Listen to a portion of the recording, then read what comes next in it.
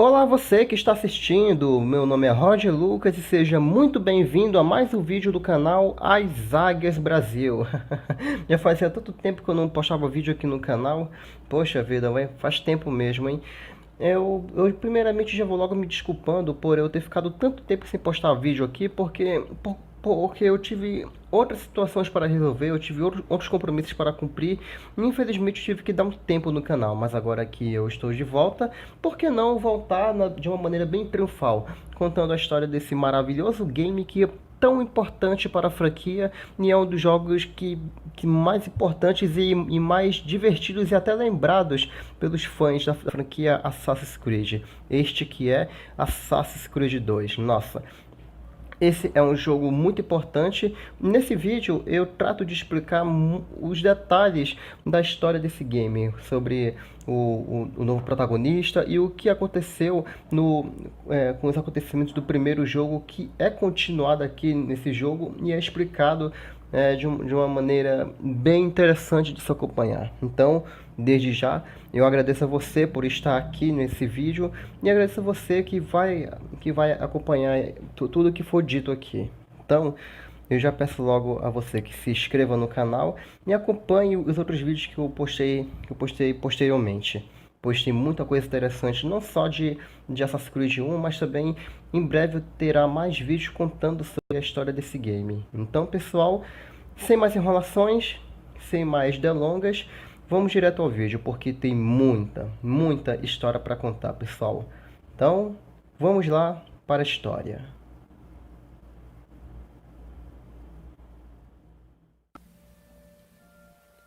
A história de Assassin's Creed 2 começa exatamente de onde parou a história de Assassin's Creed 1, com Desmond vendo os símbolos estranhos na parede do seu quarto através da visão de águia. Depois de um tempo, Lucy Stillman aparece, com as roupas manchadas de sangue, e manda Desmond ir com ela. Desmond pergunta o que está acontecendo e ela afirma que ambos não têm muito tempo e que ele deveria entrar no Animus imediatamente. Desmond obedece e entra no Animus 1.0 mais uma vez. Enquanto a simulação carregava no corredor da memória, Lucy transfere os dados de Desmond Miles, o indivíduo 17, e de um tal de indivíduo 16 para uma memória externa. Após isso, a memória carrega, mas dessa vez não é para ver Altair, e sim para ver o nascimento de um bebê, e esse bebê era ninguém menos que Ezio Auditore.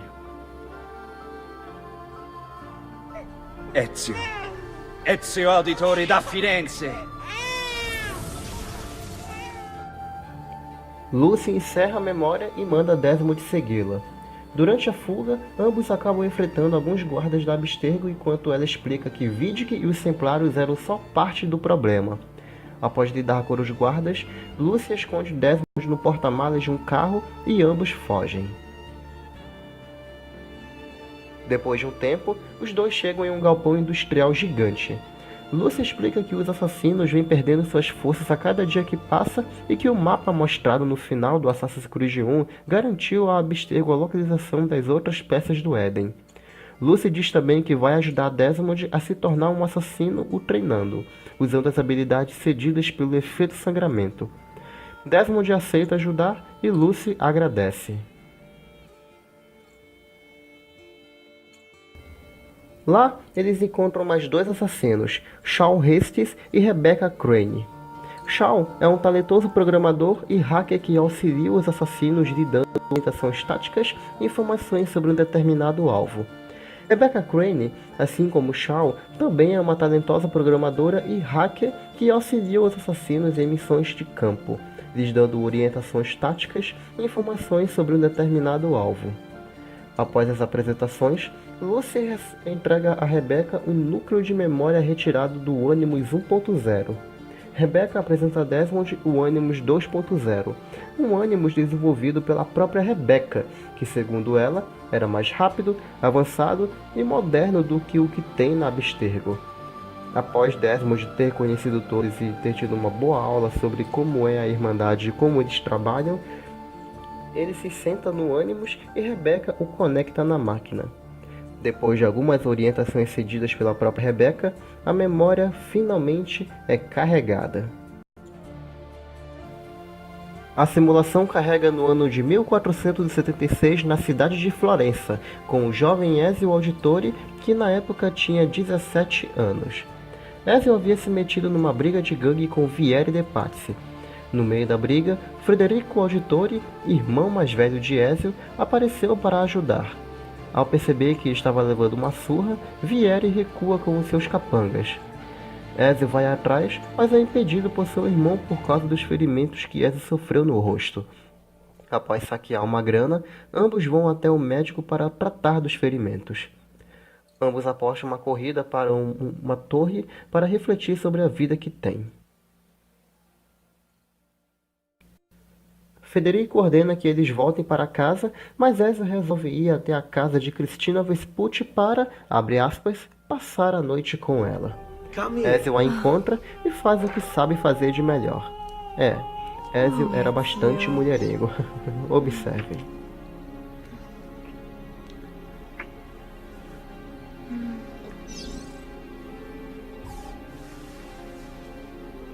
Oh, Ezio.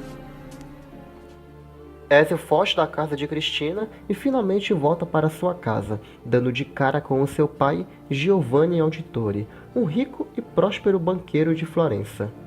Giovanni briga com seu filho por causa das coisas que fez na noite passada, mas logo o perdoa.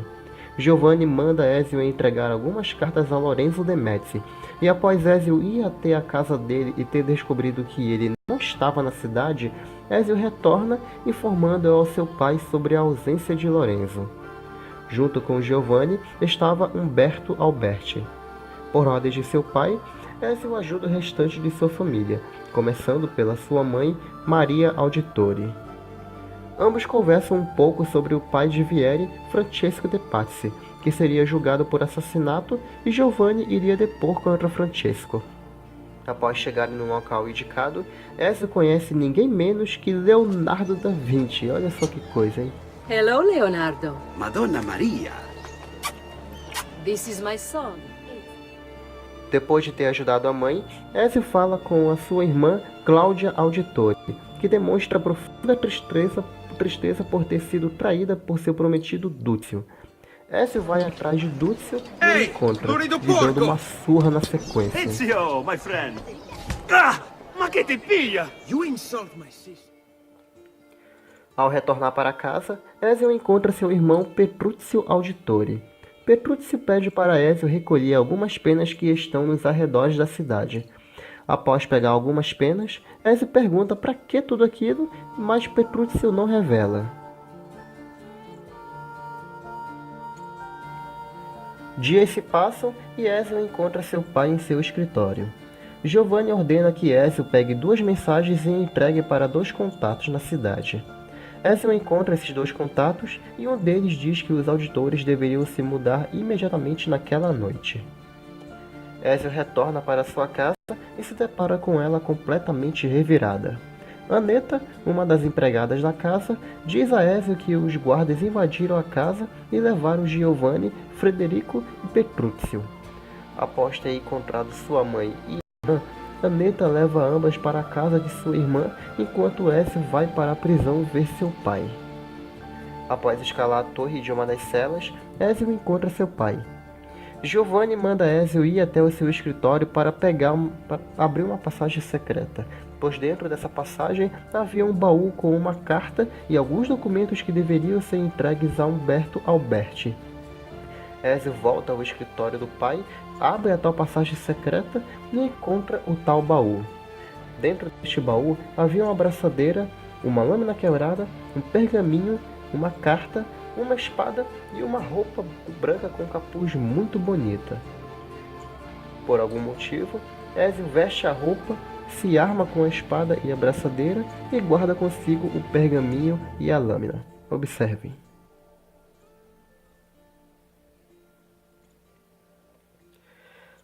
Com muita pressa, Ezio vai até a casa de Umberto e lhe entrega a tal carta.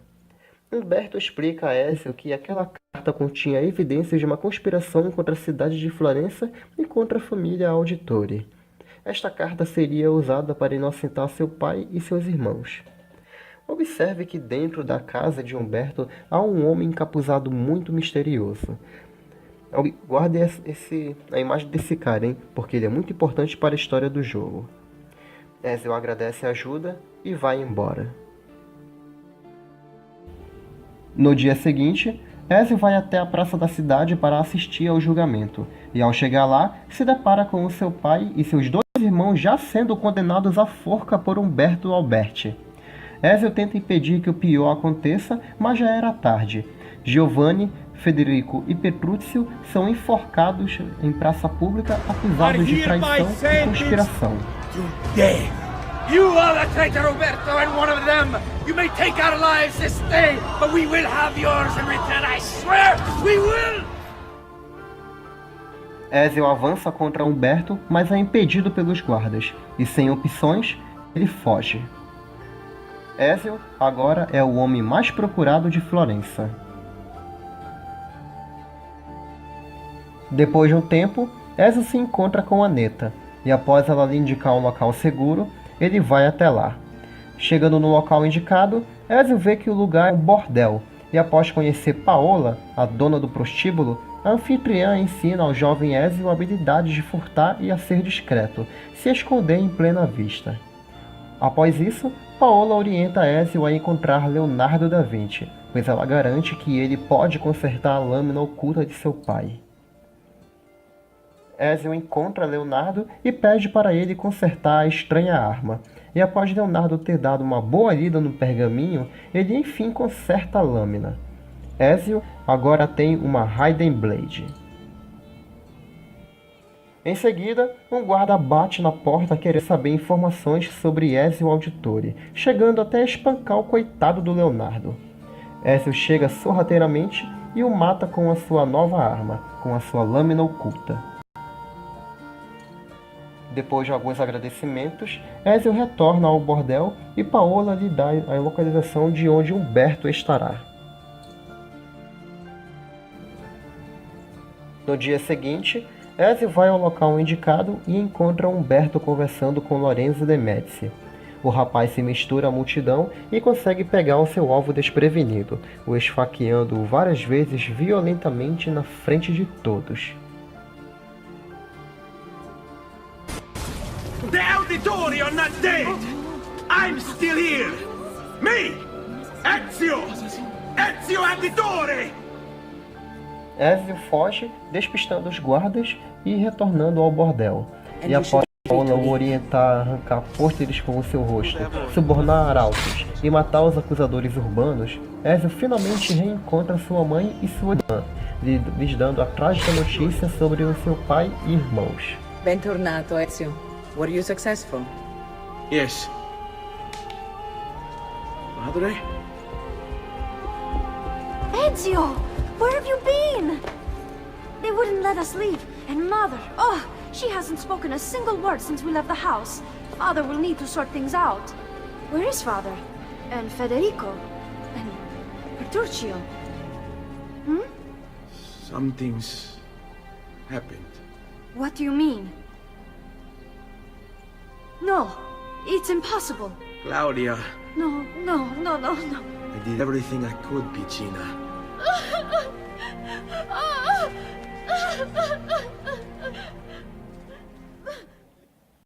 Após conseguirem se desviarem da atenção dos guardas, os três deixam Florença e vão para Monteriggioni, que é onde Mario Auditore, irmão de Giovanni e tio de Ezio, mora.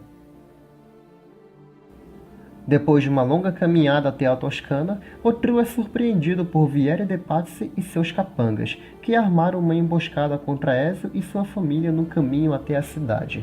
E após atacar os auditores, o mesmo é surpreendido por um grupo de mercenários que ajuda Ezio e as duas mulheres, forçando Vieri a fugir com o rabo entre as pernas.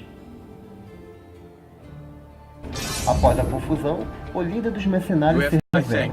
Era ninguém menos que Mario Auditore, o tio de Ezio. Don't you recognize me? It's a me, Mario! Uncle Mario?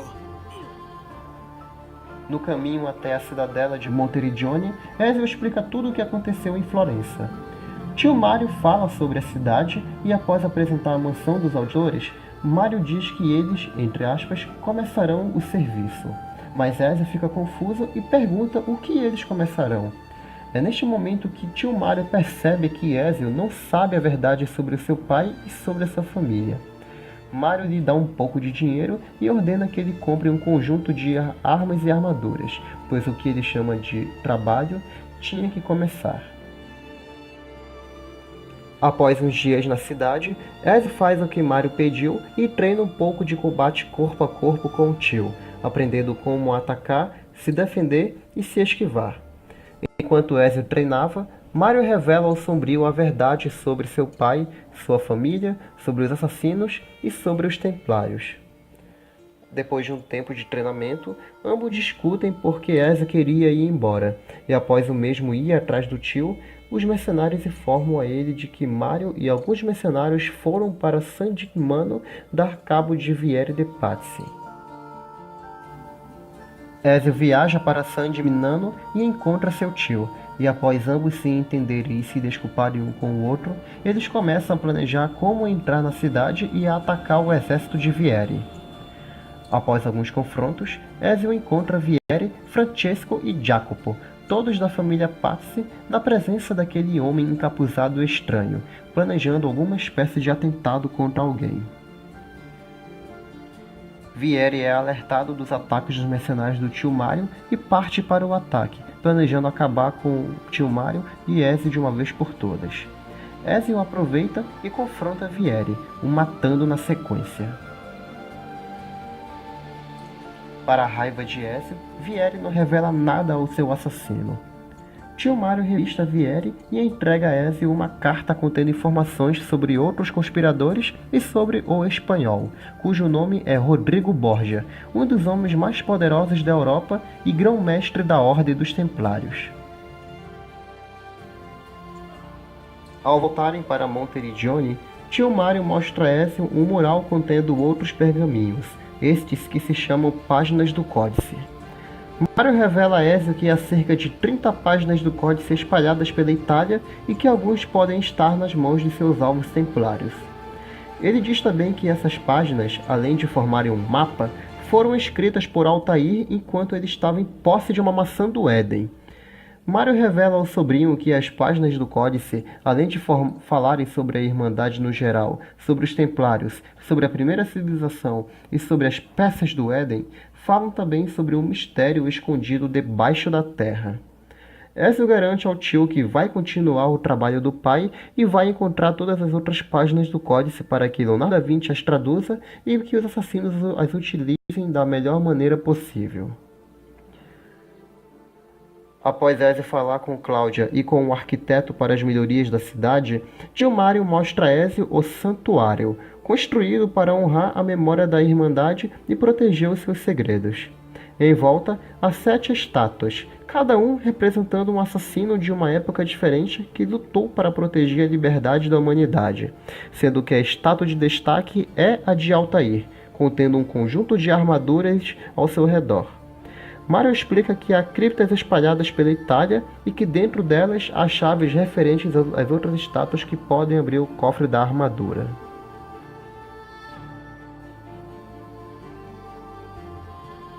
Dois anos se passaram e Ezio estava de volta a Florença. Ele vai atrás de Leonardo da Vinci, pois ele é a única pessoa competente para decifrar as páginas do Códice. Ambos conversam e Leonardo, além de ter decifrado algumas páginas, construiu uma outra Hidden Blade de acordo com as orientações descritas nos códices e ainda botou Ezio para treinar novas técnicas de assassinato contidas na página. Seguindo a dica de Leonardo, Ezio vai atrás de um homem misterioso chamado La Volpe, e após perseguir um ladrão, Ezio o encontra. La Volpe revela saber tudo sobre Ezio e o ajuda a encontrar Francesco de Pazzi, pois ele acredita que o alvo estará em uma igreja numa reunião com emissários vindos de Roma. Ambos chegam à igreja e La Volpe mostra a Ezio como adentrar as catacumbas e criptas subterrâneas espalhadas pela cidade. Ezio encontra uma passagem secreta da igreja que dá acesso a uma catacumba que possivelmente foi usada por assassinos há centenas de anos atrás. Após confrontar vários guardas e passar por inúmeras armadilhas, o jovem assassino encontra Francesco em uma reunião com outros homens, todos templários, planejando o assassinato de Lorenzo de Médici e sua família, com a intenção de derrubá-lo do poder. Após o espanhol autorizar a missão, Ezio procura a saída da cripta. No caminho, ele encontra o túmulo de Darius, e ao pegar a chave do seu caixão, Ezio revela tudo a La Volpe, planejando confrontar Francesco e seus conspiradores no domo, já que todos eles se encontrariam para assassinar Lorenzo e a sua família. No dia seguinte, em meio ao evento, Ezio encontra seu alvo e a confusão começa.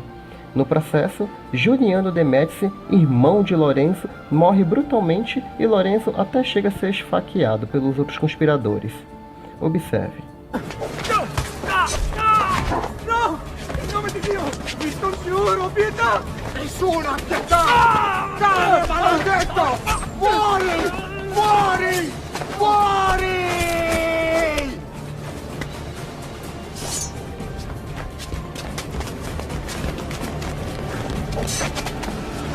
Your day is done, Lorenzo!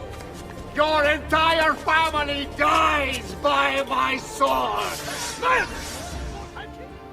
Ezio aparece e conteia o ataque, salvando Lorenzo logo em seguida. Enquanto a cidade entrava no verdadeiro caos, Ezio encontra Francesco de Pazzi no Palácio della Signora e o confronta. E após uma baita de uma perseguição e uma grande discussão para esclarecer o porquê que ele estava envolvido na morte de seu pai, Ezio se sai melhor na luta contra Francesco, e o assassino desfere o golpe fatal.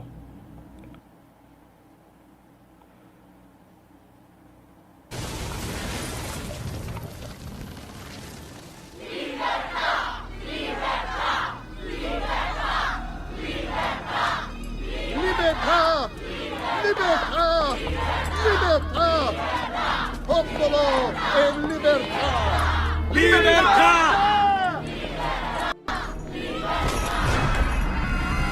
Francesco?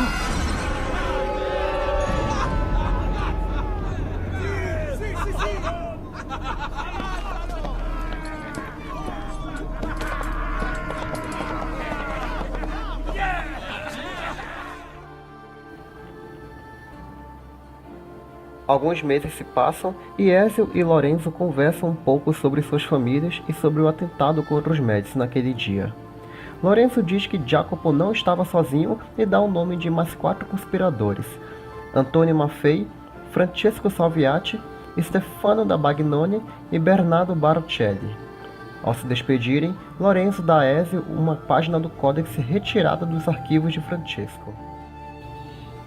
Após Leonardo ter traduzido mais uma página do Codex e ter modificado a Hidden Blade do Ezio para inocular veneno, Ezio volta a Monteriggioni para avisar sobre os conspiradores da família Pazzi ao tio Mario, para dizer qual é o seu plano e caçar cada um deles. Com a ajuda dos mercenários, Ezio vai atrás de cada um dos seus alvos e mata um por um até conseguir a localização de onde Jacopo estará. Após matar todos eles, o assassino vai ao local indicado mencionado por cada um dos seus alvos e encontra seu alvo tentando se explicar o espanhol. E após uma baita de uma repreensão, Jacopo é severamente punido. Olha, observe como é que ele foi punido, gente. Percebam.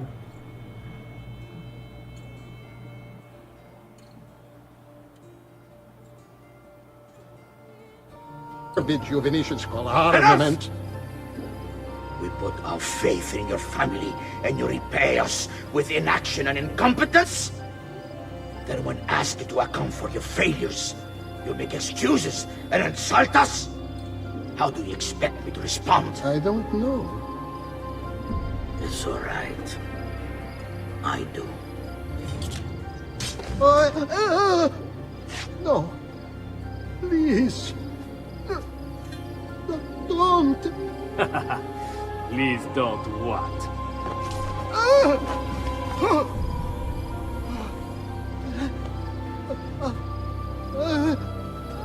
I can fix this. Spare me. No. What a mess. So sorry. O espanhol sabia que o assassino estava lá, e após dizer um pouco de seus planos, ele manda seus guardas o matarem, mas Ezio foi mais sagaz e matou todos os guardas, e em seguida, Jacopo.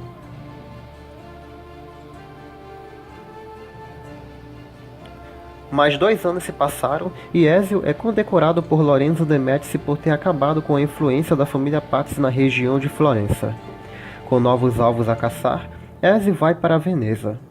No caminho, encontra Leonardo da Vinci pregado no meio da estrada, e após ajudá-lo com a sua carroça, ambos são perseguidos pelos guardas templários enviados por Rodrigo Borgia.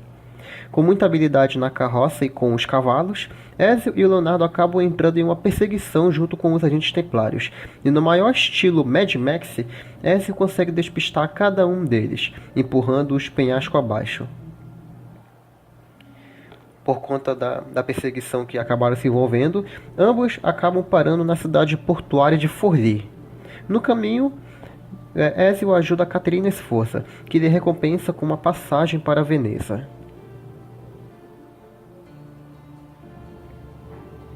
A simulação é encerrada e Desmond é orientado por Lucy a treinar suas habilidades usando o efeito sangramento adquirido no Animus. Durante o treinamento, Lucy explica um pouco mais sobre as longas sessões que o indivíduo 16 sofreu no Animus e sobre os desenhos que ele deixou tanto na Abstergo quanto na projeção virtual da Itália nas suas memórias, e que Desmond deveria encontrar esses desenhos e decifrar seus enigmas.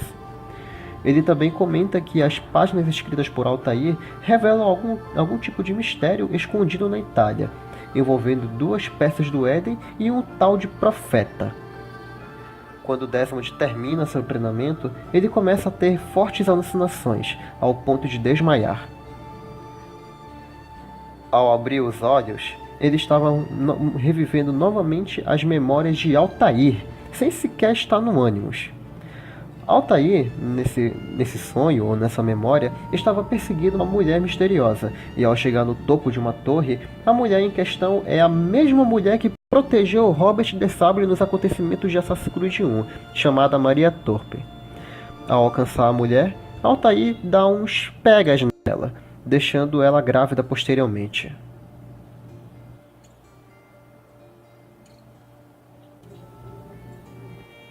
Desmond acorda do transe e se prepara para mais uma sessão no Animus. E ao reviver a memória, já havia se passado 1 ano e Ezio e Leonardo finalmente chegaram a Veneza. Após conhecerem a cidade e a nova oficina de Leonardo, Ezio vai até o Palácio della Seta, e ao chegar lá, se depara com um grupo de ladrões que estava tentando invadir o local. Uma mulher do grupo acaba sendo flechada na perna por não ter conseguido subir as paredes do palácio, e ao cair de uma altura considerável, ela pede ajuda a Ezio, e ele a escolta até a guilda dos ladrões da cidade. O líder do grupo, Antônio de Magianes, aparece e ajuda a tratar os ferimentos da mulher chamada Rosa. Após cuidarem dela, Antônio diz saber tudo sobre Ezio e se oferece a ajudar, oferecendo seus recursos em troca de alguns favores do assassino. Ezio visita Antônio na sua guilda e aceita ajudar o seu grupo de ladrões para invadir o palácio, pois assim o assassino poderia chegar ao seu próximo alvo, chamado Hermílio Barbárigo, que morava no palácio. Após cumprir vários favores aos ladrões e treinar novas habilidades de escalada, os ladrões estavam prontos para realizar a primeira etapa do ataque, que consistia em derrubar alguns arqueiros e colocar os ladrões no lugar. Ezio, usando as novas habilidades ensinadas por Rosa, consegue invadir o palácio e matar Hermílio Barbárigo.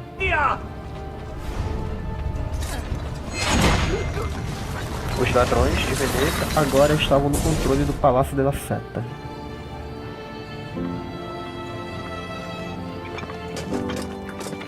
Sorry, I couldn't resist.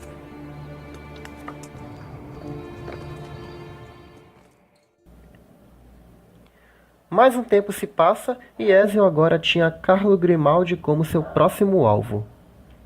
Ezio encontra Carlo conversando com um homem estranho chamado Silvio Barbárigo e o persegue até uma praça, onde mais 2 templários, Marco Barbárigo e Dante Moro, aparecem e noticiam a morte de Emílio pelas mãos de um assassino. Ao andarem mais um pouco, o espanhol aparece e decide mais uma ordem de assassinato, dessa vez ao Dote Montênico, para que Marco Barbárigo fique em seu lugar. Ezio avisa Antônio sobre os planos dos Templários e ambos planejam adentrar o Palácio do Cali para impedi-lo, mas ao perceberem que seria impossível adentrar o local por meios tradicionais, Ezio resolve apelar para uma das invenções da Vinci, uma máquina voadora. Após Ezio testar a máquina diversas vezes, o assassino, com a ajuda dos ladrões, voa até o palácio e consegue entrar nas suas instalações, voando através das fogueiras que os ladrões montaram na cidade. Assim, o Ezio poderia voar por uma longa distância, mas já era tarde demais, pois o Dote Montênico já havia sido envenenado. Ezio vai atrás de Carlo e o mata. Stop! Signore, don't drink that! You are too late. The Doge is dead. What? Carlo? Apologies, Signore. But you should have listened to me when you had the chance. Seems you have failed, assassin. Forgive me, Signore. I tried. Why? What was it all for? Assassino! Assassino! He's killed the Doge! The Doge is dead!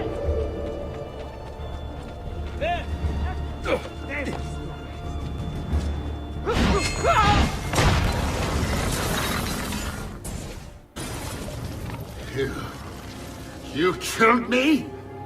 You killed me?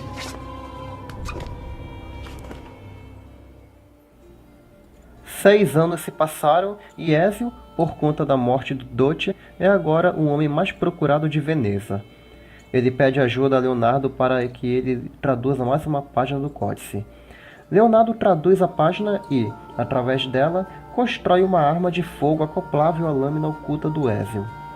Usando uma máscara para não ser reconhecido, Ezio vai atrás da irmã Teodora, uma freira dona de um bordel de Veneza.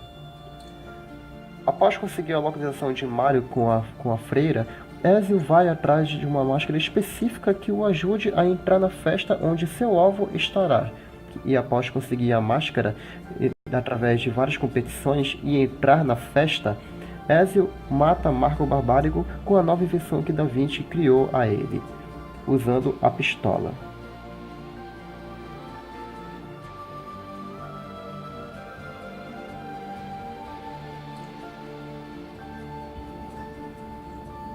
Ainda no mesmo ano, Ezio conhece Agostino Barbárigo, que apesar de ser irmão de Marco Barbárigo, não é um templário e ainda ajuda o assassino a derrubar Silvio Barbárigo e Dante Moro do comando militar da cidade de Veneza, oferecendo-lhe um exército de mercenários comandado pelo mercenário Bartolomeu Daviano.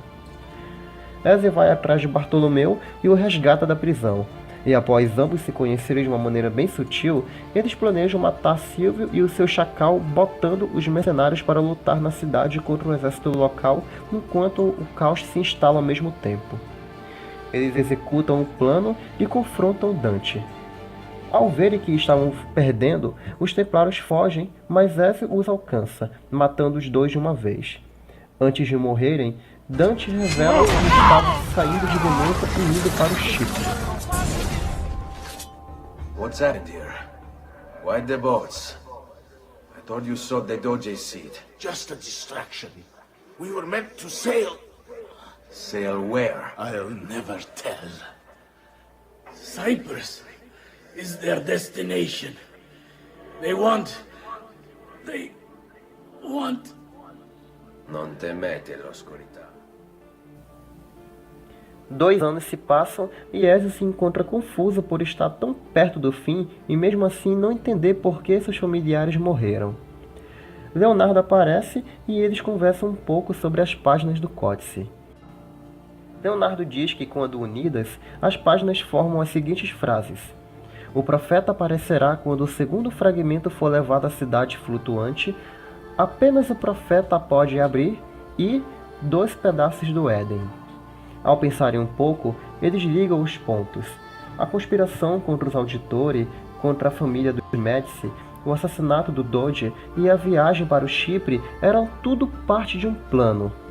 Os Templários, através das páginas do Códice, planejavam encontrar essa tal câmara secreta escondida na Itália, e a viagem para o Chipre era para encontrar um dos pedaços do Éden e trazê-los à Itália.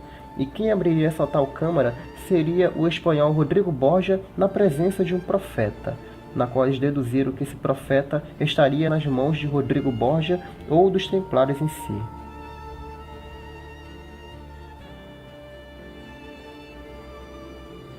Ezio vai atrás do navio que havia acabado de chegar do Chipre. O assassino encontra a embarcação e vê seus tripulantes carregando uma carga muito estranha. Ezio mata um dos guardas e se disfarça, carregando a misteriosa caixa até o espanhol. Ezio mata os outros guardas e cobra explicações de Rodrigo Borgia, e é nesse momento que o espanhol se diz ser o profeta, e que dentro da caixa havia uma peça do Éden, mais precisamente uma maçã do Éden. Depois de algumas provocações, ambos acabam se enfrentando, batalhando bravamente. E durante a batalha, Mario, La Volpe, Bartolomeu e Antônio aparecem para ajudar na luta. Ezio fica espantado e se pergunta por que eles estavam ali e o que eles estavam fazendo. Ambos também acabam se perguntando a mesma coisa para Ezio, mas sem muitas explicações, todos eles acabam batalhando contra o Templário. Rodrigo Borgia, percebendo que estava perdendo a luta, acaba fugindo com o rabo entre as pernas. E então, todos os amigos de Ezio, que o ajudaram durante todo esse tempo, aparecem e revelam-se serem assassinos também. Mario explica que todos eles lhe ensinaram diversas habilidades para que Ezio estivesse preparado para entrar na Irmandade. O mentor da Irmandade, ninguém menos que Nicolau Maquiavel, revela que Ezio é o profeta que eles tanto procuravam e que tanto as páginas do Códice mencionam.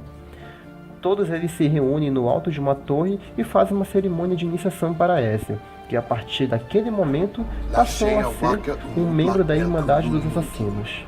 These are the words spoken by our ancestors that lay at the heart of our creed. Where other men blindly follow the truth, remember, Nothing is true. where other men are limited by morality or law, remember, Everything is permitted. we work in the dark to serve the light. We are assassins. Nothing is true. Everything is permitted. It is time, Ezio. In this modern age, we are not so literal as our ancestors, but our seal is no less permanent. Are you ready to join us? I am. This only hurts for a while, brother. Like so many things. Benvenuto, Ezio. You are one of us now. Come, we have much to do.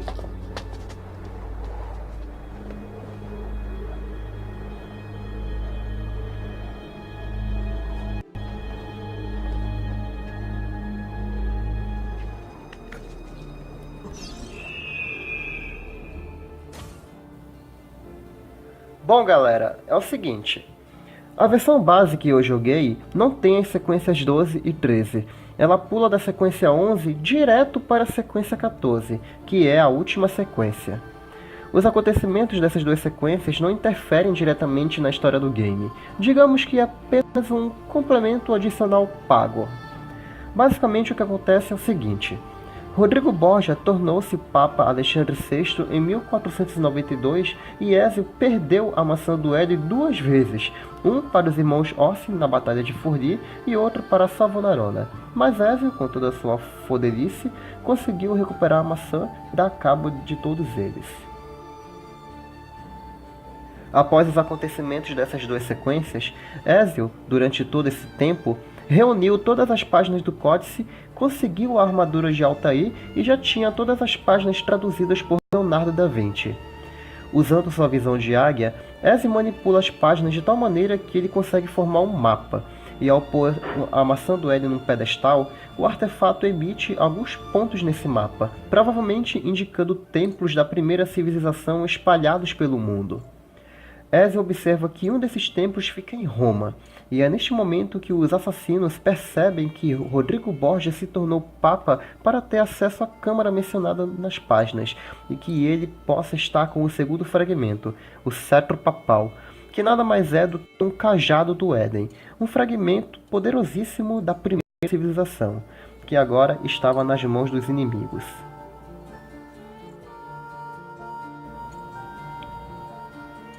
Muitos anos já haviam se passado e Ezio, no ano de 1499, já tinha 40 anos de idade. Ezio viaja para Roma e adentra uma das capelas do Vaticano, que é onde o Papa, o Rodrigo Borgia, está com o cajado do Éden. Ezio adentra a capela e pega o Papa desprevenido, mas o mesmo usa o poder do cajado e escapa do golpe do assassino. Rodrigo Borgia, com o cajado do Éden, e Ezio Auditore, com a maçã do Éden, se enfrentam bravamente dentro da capela. Rodrigo leva melhor na batalha e esfaqueia Ezio, tomando para si a maçã do Éden.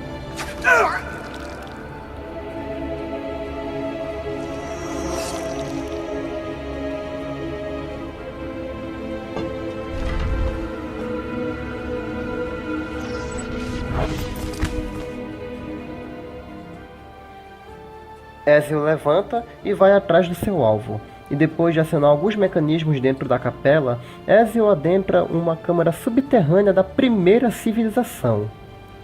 O assassino encontra seu alvo desesperadamente tentando abrir a cripta com o poder do cajado, e após isso, o enfrenta mais uma vez. Desta vez, Ezio sai vitorioso e imobiliza o Papa, mas vendo que sua morte não traria sua família de volta, o assassino deixa seu alvo vivo. Mine! I am the prophet! You never were. Get it over with, then. No. Killing you won't bring my family back. I'm done. Nulla è reale. Tutto è lecito. Requiescat in pace. Usando o poder do cajado, Ezio abre a cripta e entra numa sala da câmara que estava dentro da câmara. Ezio entra nesta sala e dentro dela aparece um holograma de uma mulher chamada Minerva, uma mulher da primeira civilização. Observe.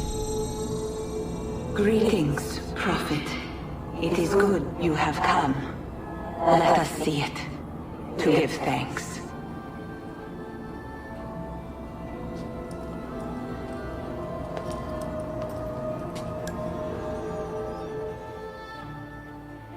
Ezio pergunta quem ela é e o que ela é, mas Minerva diz que não queria falar com ele, mas sim através dele.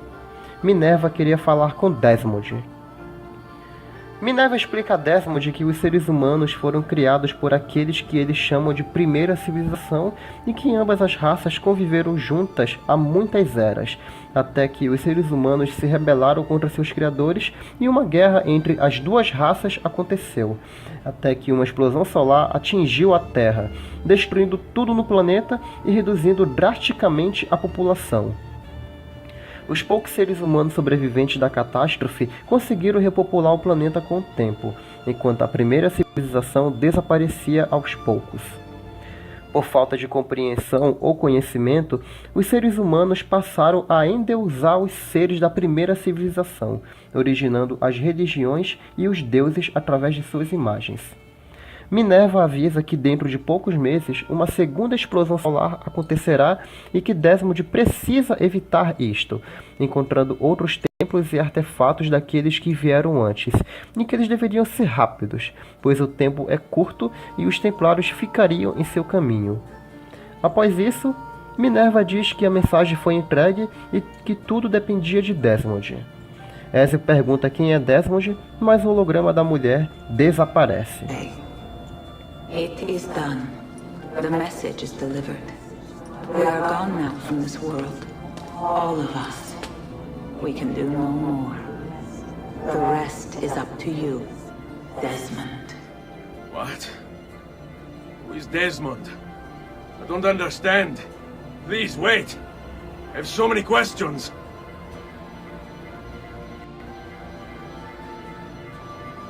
E então a memória é finalizada.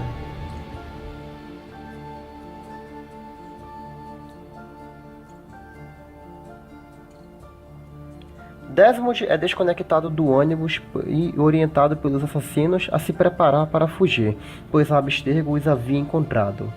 Desmond ganha uma Hidden Blade e, junto com Lucy, enfrenta alguns guardas da Abstergo liderados por Warren Vidic. Vidic consegue escapar e os assassinos fogem também em seguida. E esse é o final de Assassin's Creed 2. Então é isso, pessoal, esse foi mais um vídeo explicando a história completa de Assassin's Creed 2.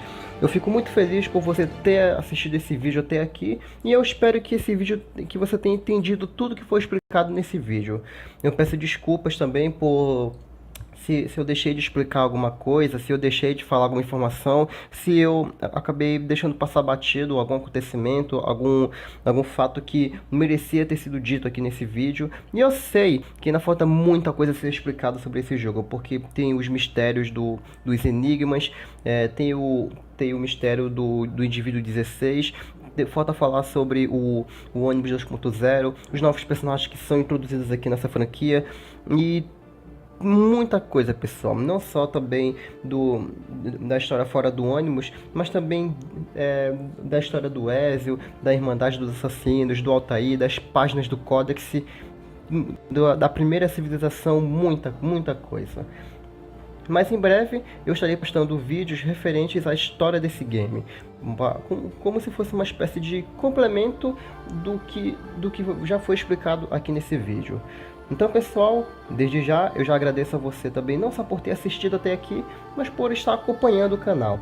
Em breve eu irei postar outros vídeos contando a história de Assassin's Creed 2 e como essas informações se interligam nos outros jogos, nas outras mídias e tudo mais.